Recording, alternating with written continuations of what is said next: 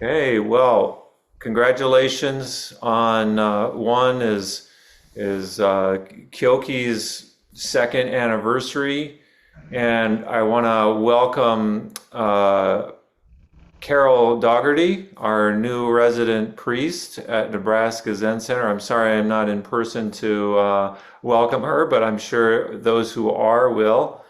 And Carol, auspiciously, Carol was a student of Kyoki's, so that was one of her first teachers. Is that correct? Your first teacher, or one of your first My teachers? first teacher, yeah. Your first teacher. So what an auspicious occasion to have you come just a couple of days ago to Nebraska, to Omaha from San Francisco, and to be with us now as our next resident priest. I'm just so delighted. I'm looking forward to.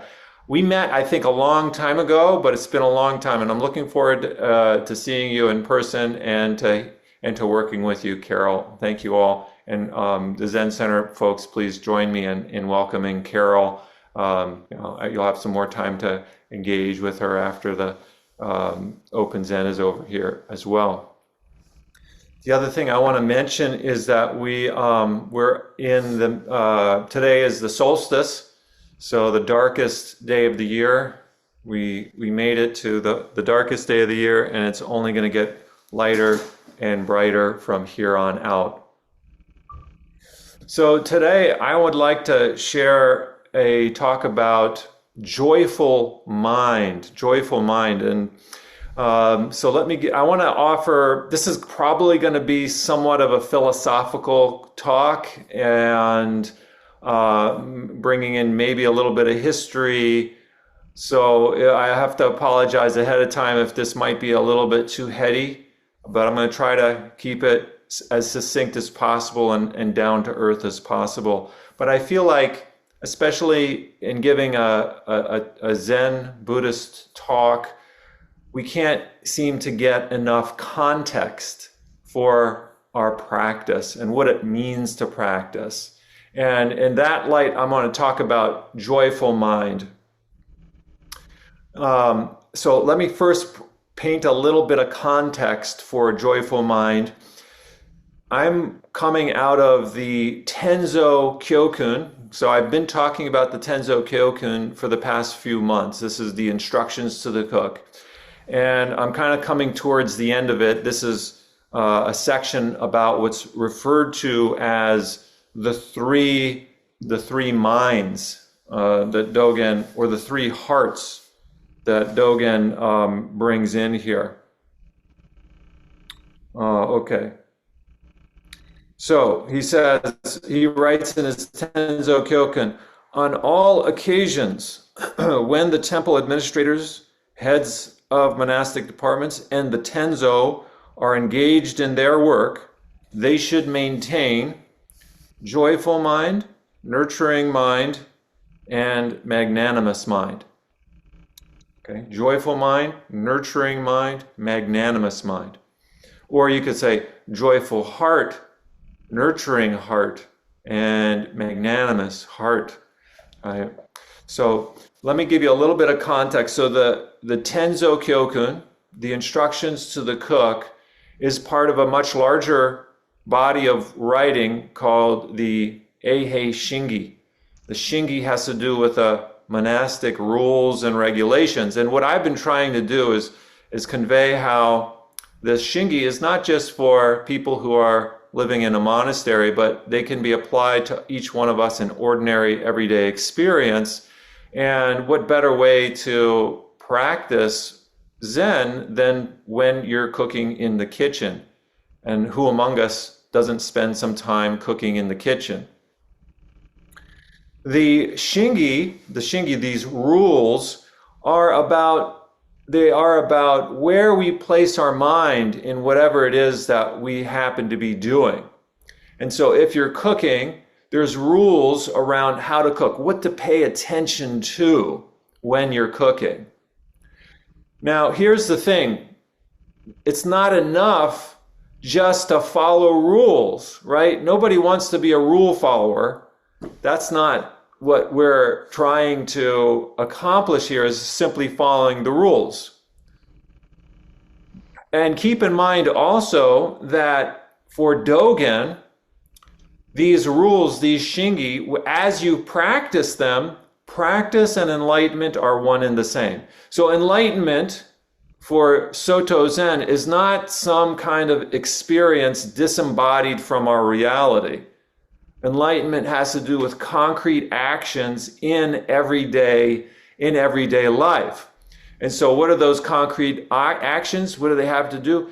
Well, if you're cooking, it has to do with figuring out, for example, how many people are there that you're cooking for? What's the right amount? How much heat do I need in order to cook something so that it's not too much or too little? Right? This is part of the shingi, these rules. Now, but it's not just about following rules. Dogen says towards the end of the Tenzo Kyokun, he says, we have to have a certain kind of attitude when we're doing any activity. And these attitudes he brings into the kitchen as well, these three hearts or three minds. We need to bring those into our activity. It's not enough just to be aware. This is so important. This is so important because I think that a lot of us, when we come to a sitting practice, we have this attitude of I should be. I'm making a generalization, but I feel like there's some truth to it. That I should be divorced of all emotion, any kind of emotion or feeling content. Feeling shouldn't be a part of my zazen, right? I shouldn't have to, right? If my zazen is good, I'm kind of flat. Right? I have an emotional, maybe like a numbness to any kind of strong emotions, especially, right? Strong emotions. We have a hard time, I think, in our culture in general, in dealing with very strong emotions. And so when they arise, we think, oh, I got to do something. I've got to suppress them. I got to pull them down, especially when it comes to extreme anger and rage. And I'm not saying that we should express those emotions, but I'm not saying we should repress them either. But it's more about finding a way to incorporate them into the whole body. The whole body. As an aside, I just started reading One Flew Over the Cuckoo's Nest by Ken Kesey. And it's very interesting read to me, so far what I've read, because it's a lot of it is about this, that living in a society, especially in the 1950s and 60s, where there is a strong repression of certain emotions. And so those would be taken care of with pills or a lobotomy. So people couldn't be, to break out of norms and like the straitjacket that our society can sometimes put on us for being who we are, simply being who we are, and not conforming to norms. But in a practice like Soto Zen that comes from an Asian context, there's a very, very different feeling around conformity. And so I want to get into that a little bit here, and I want to bring in a short discussion of these two truths that continually crop up in Zen practice, the absolute and the relative.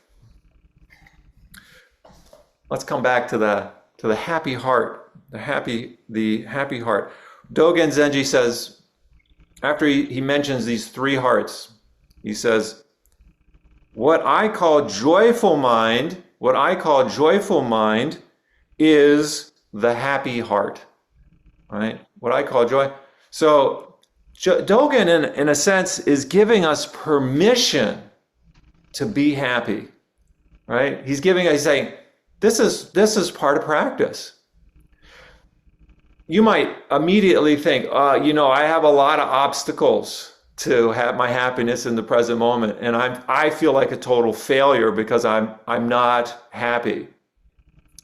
And this might be a real hindrance for a lot of us, right? I don't feel happy. I don't feel joyful. So how can I, what's the path to doing that? How do I get there? No. So first thing, there's many ways to respond to those kinds of questions, and I'm assuming you guys have them. And the more that you guys talk to me about what's pressing in on you, the more helpful it is for me, because then I can respond. So feel free to reach out to me outside of this Dharma talk, and we can engage in conversations. I've had some really helpful conversations with people that help me to design what I share here. But one of the things I feel like people are struggling with in terms of Soto Zen practice is this idea of what we call the absolute reality and the relative reality, or absolute dimension and the relative dimension. So Buddhism, Mahayana Buddhism, talks about these two dimensions of reality, absolute and the relative. And they're both happening simultaneously in every moment. We, generally speaking, are predominantly living in one of those dimensions more than the other, and usually it's the relative dimension, right? So the relative dimension of reality is referring to the mind that discriminates. Now, when I say that word discrimination, it has some negative baggage to it, but from a Mahayana Buddhist perspective, it's just the reality. It's not, it's just a way of talking about reality, that we have a mind that discriminates. What does it discriminate?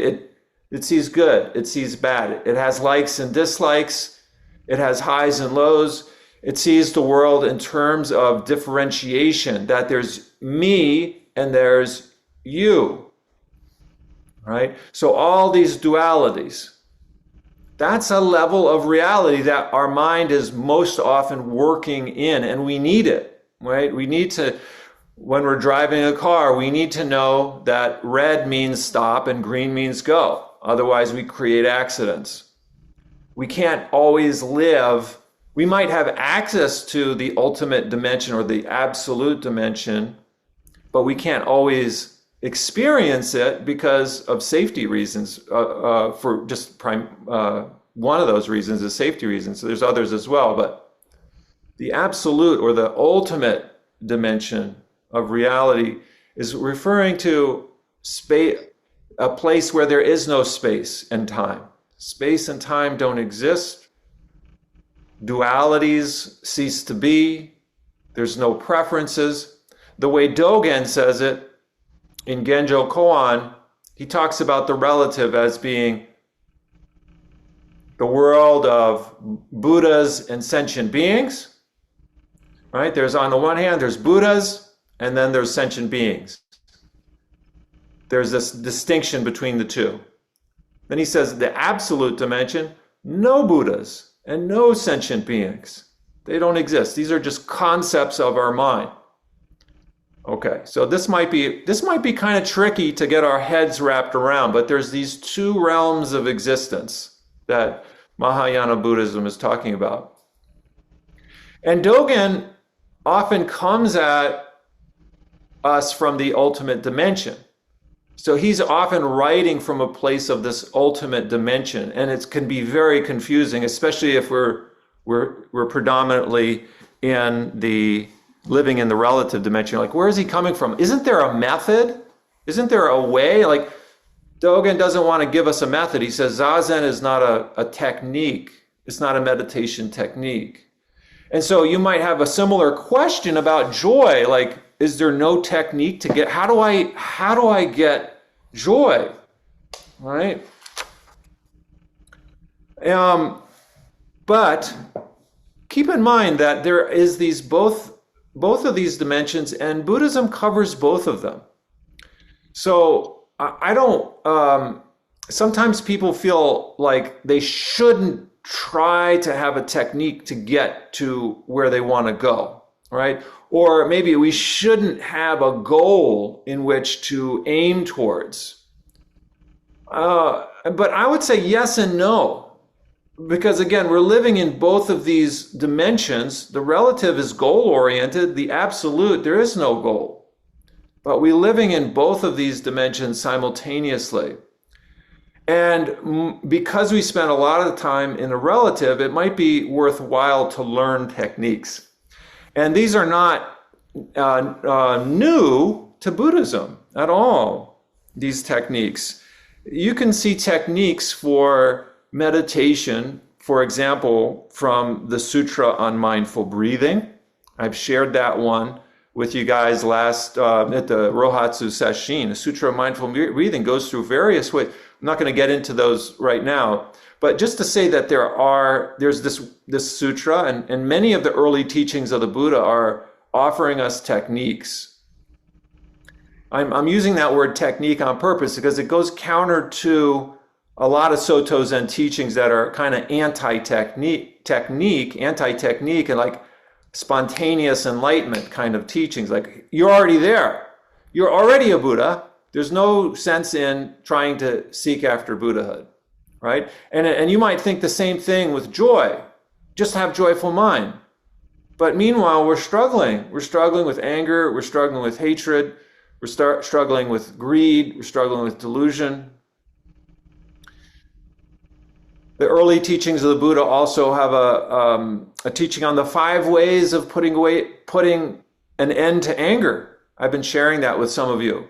It's another sutra of the Buddha. And if anybody wants to know about that, feel free to reach out. I'm happy to share it. Or there's others in the Sangha that can also point you to that sutra, the sutra on the 5 ways of putting an end to anger. And even in our precepts, the 16 Bodhisattva precepts, it mentions about do not give way to anger. So if you take the 16 Bodhisattva precepts seriously, then this is also a very important point. Like, how do we not give way to anger? How do we arise in us the joyful mind? And just kind of one little hint here is that joyful mind in part comes about through contemplation of joyful mind, right? That we have the seeds of joy within us. These seeds of joy are within us. And by thinking about them, all right, I'm using that word intentionally as well, by thinking about joy within us, that joy can arise. Think about joy as a seed. And just like a farmer plants the seed in the soil, but that's not all the farmer does. The farmer has to make sure the soil is properly conditioned. The farmer has to make sure that the soil is properly moist and that the soil gets enough sunlight. And then the seed begins to develop. And that's our practice. So you're coming to Nebraska Zen Center, or wherever you happen to be right now, is a way of nurturing that seed of joy in you. I want to say also, the Chinese character for joy is so beautiful too. I've heard a couple of different explanations, so you'll have to forgive me if the one that I give isn't the one that you're familiar with. But one Japanese teacher shared with our Sangha, Mount Equity Zendo, must have been like 20 years ago now. He was talking about this character for joy. And half of it is for the character for tree. And the upper half, he said, are birds on a tree making noise. Now this is one explanation of this character. Keep in mind, this is the one that I heard. So again, forgive me if it's different from something that you heard. But birds on a tree and the sun rising up in the morning, right? So as the sun rises up in the morning, the birds are all clamoring in the tree because of the sunlight. And I was just thinking about this now because just outside my window, down below, there is a bush, and it attracts all of these birds in the bush. And they were making all kinds of wonderful noises while we were sitting zazen. You didn't hear them, but I heard them. And it was just another reminder to me. It was like the universe outside reminding me, yeah, this talk is about joy, right? And we're going to show you how to do that. The birds are all clamoring. They're just choo, choo, choo, choo, choo, choo, choo, choo, choo, choo, choo, and they're happy, right? When you hear birds in a tree, they're talking away, the light's going through the tree, they're happy, right? And that's the feeling. That's the feeling we want to have. We want to have that feeling in our, not just in our cooking, but in our meditation practice as well. How do we get that feeling, right? Our zazen isn't just it's not just sitting and just becoming aware of what is without emotional content. We got to have that emotional content. The heart feeling of joy should be there too. So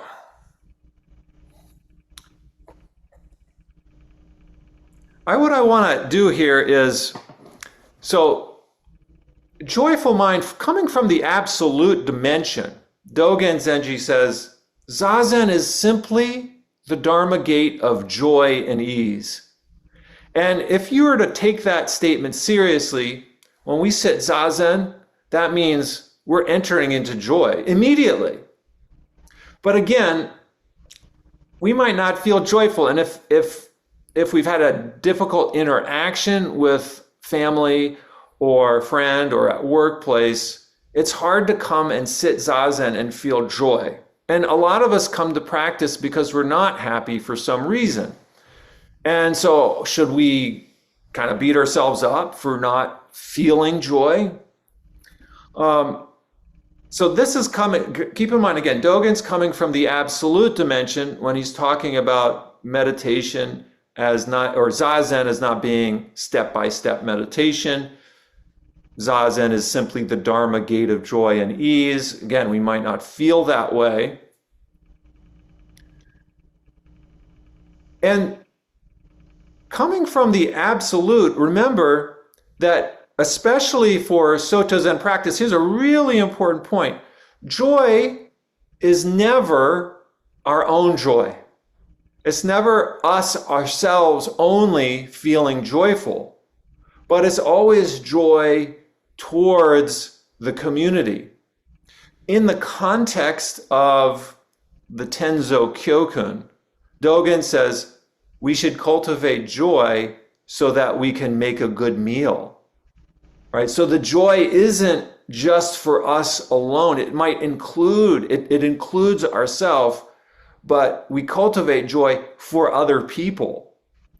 There's also this teaching on sympathetic joy. So joy is not just joy for this individual body mind, but joy in the joy of others' success, right? So when other people are successful in some way, we can have joy on their behalf or joy for them.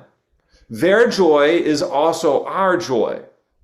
So there's not this hard line between self, this body-mind complex, and others. It's more permeous. But it's very difficult for most of us to see joy from other people's successes, or even, the opposite is to feel something for other people's failures. When people fail in some way, we might feel that as well. But because we come, here comes a little bit of, actually I'm going to give you a heavy dose of philosophy here now, because I want to imprint how difficult it is for most of us who particularly come from the United States or a westernized background. It's very difficult for us to break out of the idea of the individual, right? So oftentimes our practice, we focus so intently on our own individual success, our own state of mind. And this is very different from an Eastern context. in Japan, in China, in Asia, an Asian context where the practice isn't so much about our own state of mind and cultivating something that is independent of other people. It's really a practice that's engaged in a wider community. But it's very, very difficult for us to see that oftentimes in a Western context. This is one reason why it's so helpful to come together as a Sangha and sit together in the same space. That's a very, very powerful experience. And you really can feel when we're sitting with others in the same room, we can really feel the vibe there. You know, the qi, the Chinese call it qi, that energy is there. And you can feel that beyond words. So we sit in silence together. But I want to share with you, I've been studying a bit about Asian culture, and this is one of the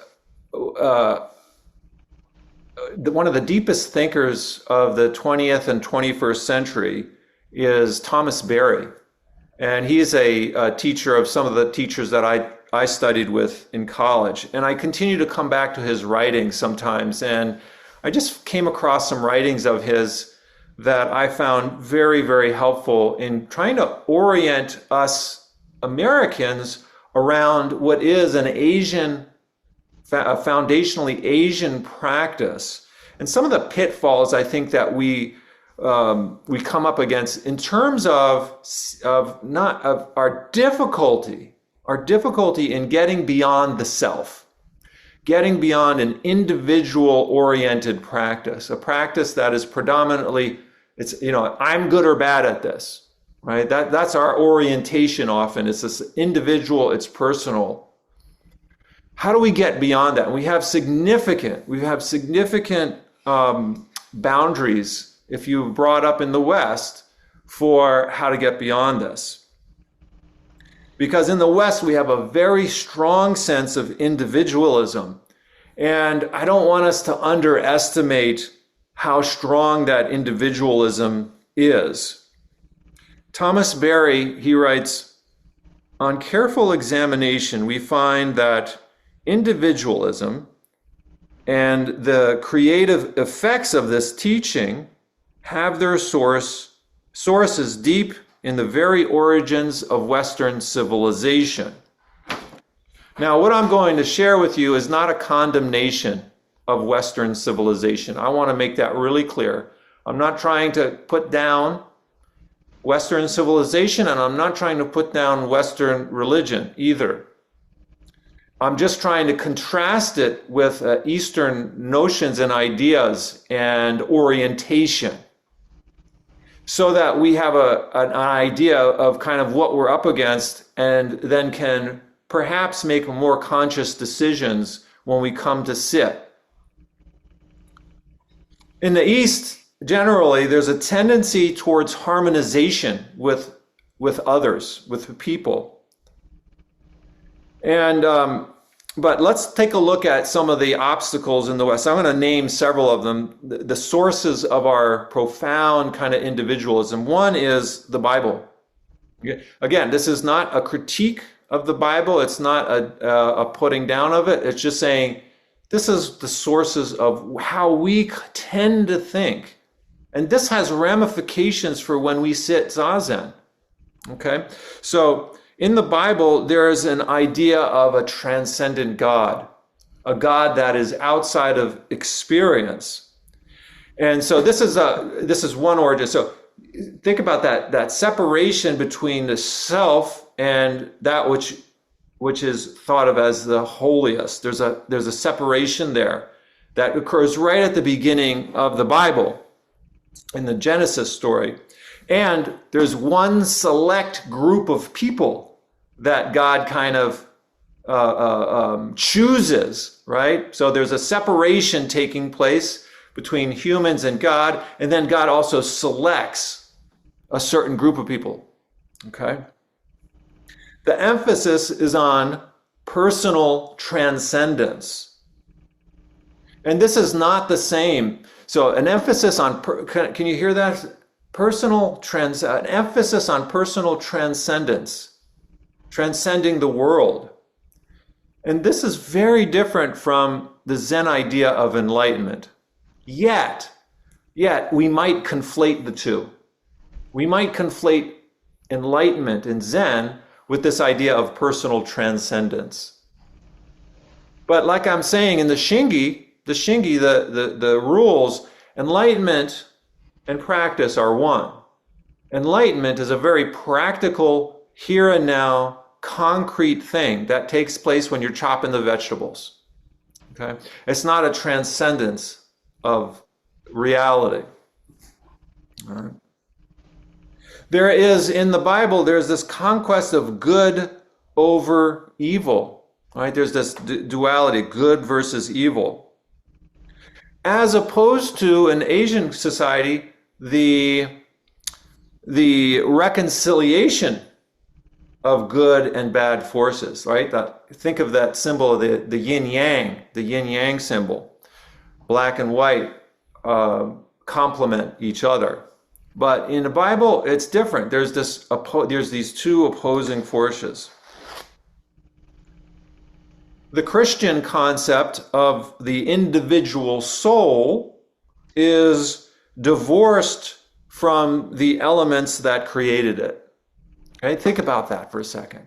The individual soul is divorced from the elements that created it. When you think about the modern way of thinking about a soul or a spirit once the person dies, this idea the soul is somehow separate from matter. Okay, number 2 comes from Greek philosophy. The idea of the psyche. This idea of the psyche leads to the idea of a person. This is so interesting. Do you ever think that the idea of a person is a Western concept? That this idea of a person is not as strong outside of Western cultures, at least pre-modern Western, non-Western cultures. So I want to read a bit of Thomas Berry once again. He writes,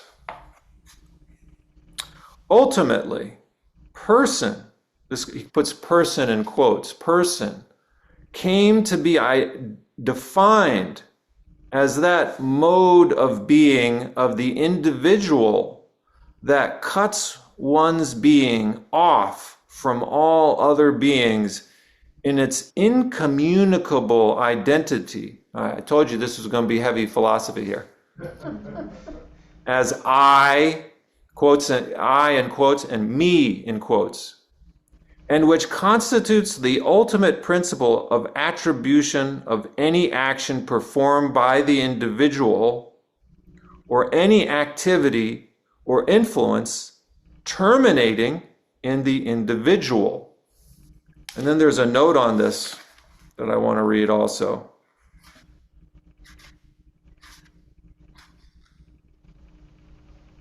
The first formal definition of person comes from Boethius, where he says, I don't know who Boethius is, where he says, quote, person is an individual substance of a rational nature, unquote.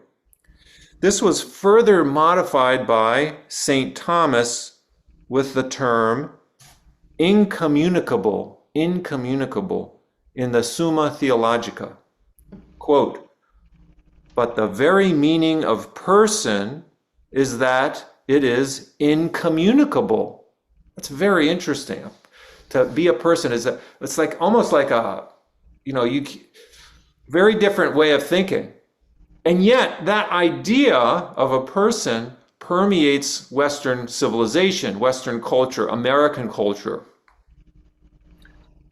Later, in another work by St. Thomas, he added the term subsistentia, or subsistent being. Earlier than St. Thomas, Richard of St. Victor, in the year 1173, had given the definition of person as, quote, incommunicable existence of a rational nature. Wow. So we've already tied ourselves up. Like the person is this, you can't communicate outside of the, I'm trying to get my own head wrapped around these words, but the sense of not being able to communicate outside of this body mind and this element of rationality. For further details concerning the definition of person in earlier Western tradition, he quotes Max Muller. There's other things he says. But okay, last sentence. The consequence of this definition of person, as indicated by the authors of the article, is the Western commitment, listen to this, to the absolute value and significance of the individual human being. The absolute value and significance of the individual human being. So again, when we're looking at this we're looking at Soto Zen through the eyes of a profoundly individualistic culture. We're not getting the same thing as a Japanese person studying Soto Zen and having a much more communal orientation to life in general. The third thing that Thomas Berry mentions that is an obstacle to seeing things in terms of group and the value of the group over the individual or even above the individual is the martyr experience of the early Christian community. He calls it the heroic confrontation by the individual, the heroic confrontation. Like, I'm the one, I'm going to succeed, maybe this translates into our practice as like, I'm the individual, I'm going to get enlightenment, all right? Whereas the Buddhist tradition Buddha says, I and all beings together attain enlightenment. It's not a personal thing. So this gives rise, the idea, the martyr experience gives rise to what he calls the savior personality. Like one person is going to save us all, or maybe me, I'm going to be the savior. We might internalize that message and have the savior complex. And this idea of the individual is held firmly by our whole society. And keep in mind also the attitude of the individual, of individualism, is also seen as a strength in our culture. So you're not going to find people in our culture very easily that were brought up here that would say, oh, individualism is a bad thing. And I'm not saying it's a bad thing. I'm saying it's an obstacle to understanding Zen practice, as Dogen writes it. So again, when we come back to this concept of joy, we might be thinking in terms of my joy, my personal experience of joy, disconnected from others. Right? 14th century, this is number 4 that Thomas Berry brings up. 14th century, William of Ockham. He's a theologian and a philosopher, and he brings up this doctrine of the atomistic individual. The individual is seen as the true reality. And science, right? When you think about science, comes to see the tiniest particles, the atoms, as the true reality, right? That's where's the foundation of reality? Scientists would say, well, it's in the atom. So notice how we keep getting smaller and smaller and smaller. Number 5, Thomas Hobbes, 17th century. He talks about the original state of humans is that we're ferocious. It's a war against everybody. The individual reality was real. The social reality is artificial. The individual reality is what's real for Thomas Hobbes. Deeply influential for our society. Right? The individual reality is what's most real. The social reality is what's artificial. So the main point here is that we come from a place that hardly acknowledges the power of group harmony and cooperation. And I think that's what's significant about Soto Zen, is that it really does honor, it lifts up group harmony and cooperation. In the East, it's not about a hero conquering, but rather the sage. All realms of being are harmonized: the political, the social, the individual, the environmental. All those realms of being are brought into harmony. There's not a seeking of release from the world, but entering deeply into the rhythms of the natural world. The sage is not caught up in love for its creator, but is the co-creator of the universe. Can you see yourself as the co-creator of the universe? Buddha says our life is the creation of our mind. Right? In a sense, we are co-creating the whole universe by what we do. This is a very empowering kind of orientation to life and to the world, that we are co-creators. There's not a focus on establishing the independent value of the individual, nor on creation through war and conflict. In our society, we see creation as the result of war and conflict. So when we read Buddhist teachings, we have to be aware of the lens with which we're looking, right? Acknowledge the powerful forces of individualism that are coursing through you when you're coming to practice, and consciously, if possible, consciously decide whether or not to shift out of that kind of view. How do you shift out of that? Keep studying, keep practicing, keep connecting with other people, right? Reach out to me too. I'm here, I'm available for you guys. So ask yourself in the moment, what is most helpful? Is it for me to try to be accommodating to the group, or is it individual creativity? Both are important, no doubt. We don't want to erase Western ways of thinking by just throwing it out and say, okay, I'm going to embrace communal harmony. That's probably not going to work very well for most people here, is my guess. But I'm just suggesting that we make our view bigger. That yes, we come from a highly individualistic orientation. And yet, Soto Zen is having us look at a much bigger way of orienting ourselves. Not better, it's just different. Right? Because there's a lot of creativity that has been born out of the West. Yet, we can still learn from the East in terms of that social harmony and thinking about others as self. And Dogen himself is coming predominantly from this orientation of group harmony, of group accommodation. Putting aside anger, for example, is not for personal individual betterment, but to maintain group harmony. The orientation is not psychological, but sociological.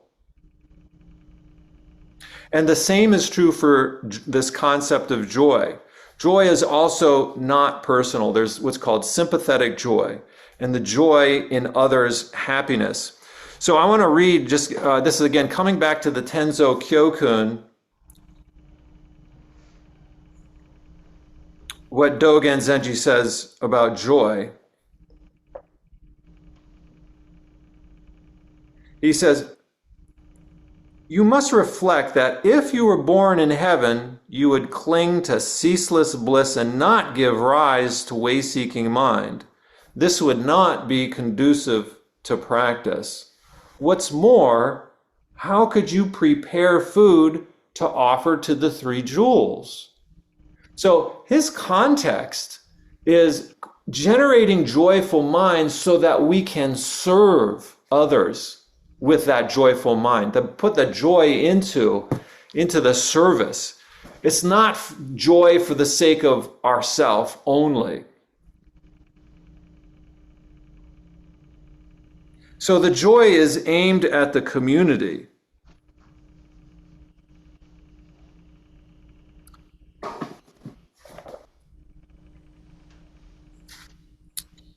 Moreover, consider that if you were born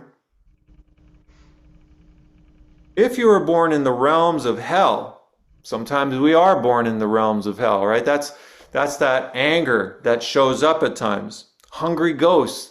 That's the realm of constant neediness, constant desire. Animals, fighting gods, or others of the 8 difficult births.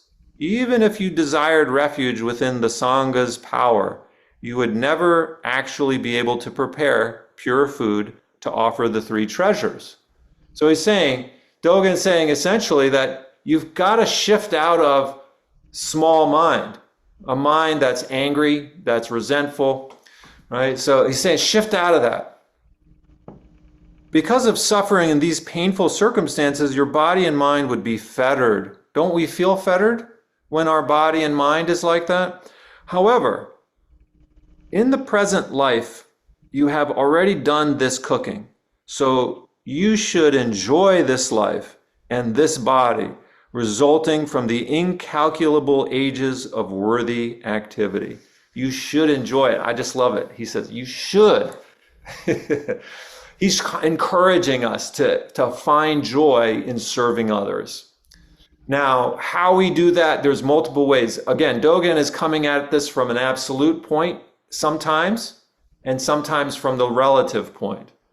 And that's a topic for another talk. But for now, just to encourage you, especially as our year comes to a close and we talk about joy, we hear joy in the news, we hear joy in our culture a lot. But in Zen practice too, the cultivation of joy. Thank you so much.